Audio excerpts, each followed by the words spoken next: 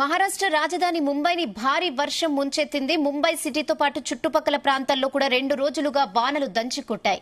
ఒక్క రోజులోనే ముంబైలో 16.27 సెంటీమీటర్ల వర్షపాతం నమోదైంది.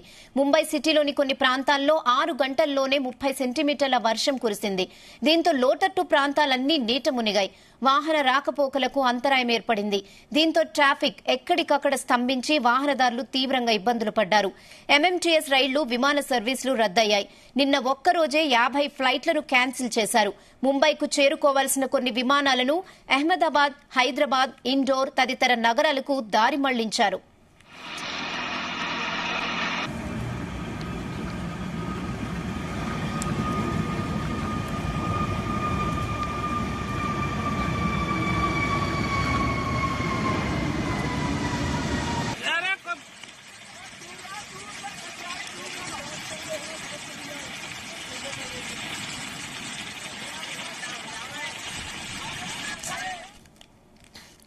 వర్షం కారణంగా చాలా మంది ఎక్కడికక్కడ రైల్వే స్టేషన్స్ లో గంటల తరబడి ఇరుక్కుపోయారు.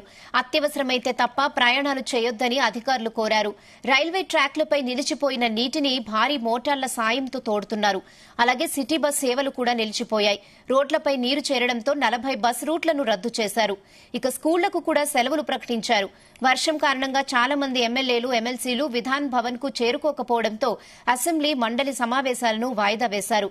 కాగా వచ్చే 24 గంటల్లో ముంబై సిటీతో పాటు సబర్బన్ ఏరియాల్లో కూడా మోస్తరు నుంచి భారీ వర్షాలు పడే అవకాశం ఉందని వాతావరణ శాఖ అధికారులు తెలిపారు.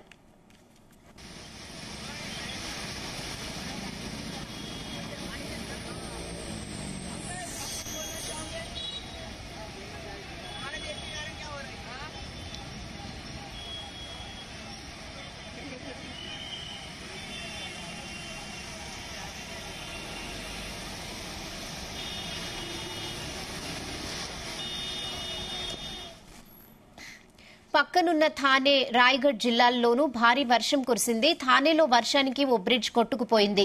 లోతట్టు ప్రాంతాల్లో నీరు చేరి ప్రమాదంలో ఉన్న 54 మందిని అధికారులు రక్షించి సురక్షిత ప్రాంతాలకు తరలించారు. దాదాపుగా 275 ఇళ్లు దెబ్బతిన్నాయి. 20 వాహనాలు కొట్టుకుపోయాయి. కొండ చర్యలు విరిగిపట్టడంతో 25 మందిని అధికారులు ఖాళీ చేయించారు.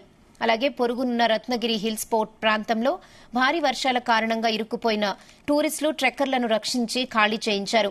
కోటను ఈ నెల 31 వరకు బంద్ చేశారు. వర్షపు నీరు నివాస ప్రాంతాల్లో ప్రవహించడంతో స్థానికులు ఇబ్బందులు పడ్డారు. వర్షాల కారణంగా రాయ్గఢ్ కోటను బంద్ చేశారు.